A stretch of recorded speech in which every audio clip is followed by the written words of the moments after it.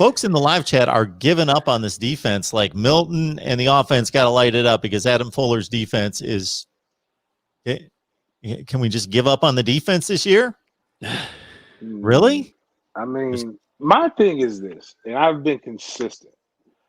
For whatever reason, people think I will critique. I'm not mad at anybody. I don't dislike anybody. The only thing I dislike is 3-6. The only 3-6 I like looking at is when I look at my home office and I look at my jersey. It's the only 3-6 that I like. Outside of that, I never want to see those numbers together unless it's 36,000 or something like that. Our offense only accomplished 20 over 3 offensive scores. 3 offensive scores in 2 games. In a lot of the games where people said the offense showed a flash, you can't just say the offense showed a flash without giving the defense props. That's the Notre Dame game. That's the North Carolina game. You can see what it can be when they have confidence. They don't have the confidence, and there was a lot of thinking getting involved in. They just really got to just shore it up. They didn't know what to do with an Amari Gaynor. With the defenses that they were facing. They did not really know what to do with Travis J. Akeem Dent was hurt for most of the year. He had his ankle injury and never really got that rehab properly. Hopefully he's healthy this time. You've got some more talent that's coming in that didn't get a chance to play last year. And you just hope that all of this stuff kind of connects the dots. And you could not get to the quarterback. It doesn't matter who your defense is. When you don't have, I think what did we have? 5 rushes? 5 sacks? It was something stupid. The little sacks that we had made no sense. So having more guys coming from the pass rush, hopefully that will help. But I think, Fuller's a smart guy. Fuller's a guy that Mike Norvell wanted to come in. Might not have been the first choice, but was a choice that he not only brought in, but chose to stick with.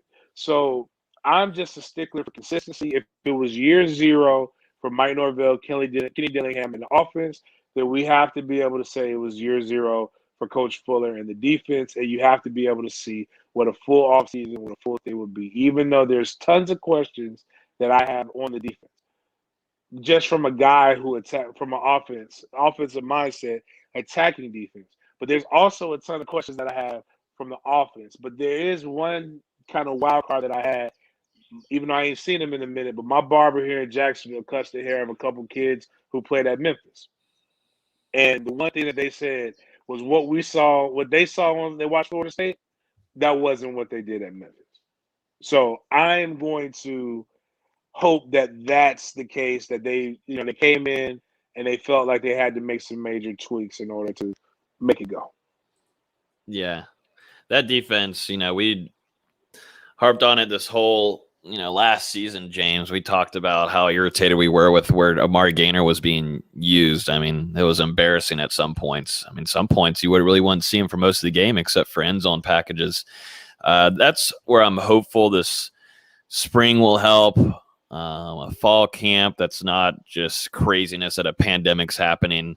I think a lot of things are going to be settled down where it's going to help figure out Adam Fuller where to set these guys at. And there was still some things where it's not all Adam Fuller's fault. There's guys where they're put in the right position, but they're not making plays. They're dropping interceptions. They got interceptions, which should be brought back for pick sixes, but you're running into the dadgum, my boy Asante Samuel is running into the tacklers. He did that twice.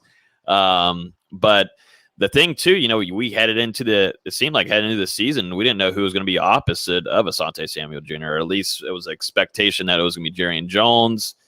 He wasn't having a great start to the season. Also was dealing with injury. Who was going to be that guy? Who was going to be opposite of Asante? Is it going to be Miko Dotson now?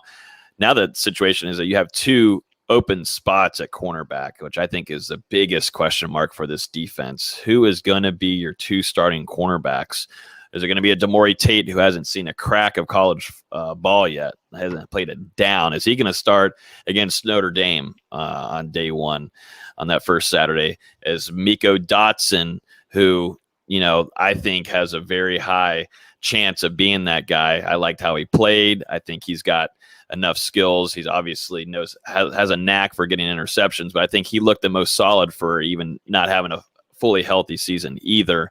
I thought he was in the right spot at the right times, and that's what DBs do good at. So the biggest question marks right now, with Adam Fuller is really who's going to be these two starting cornerbacks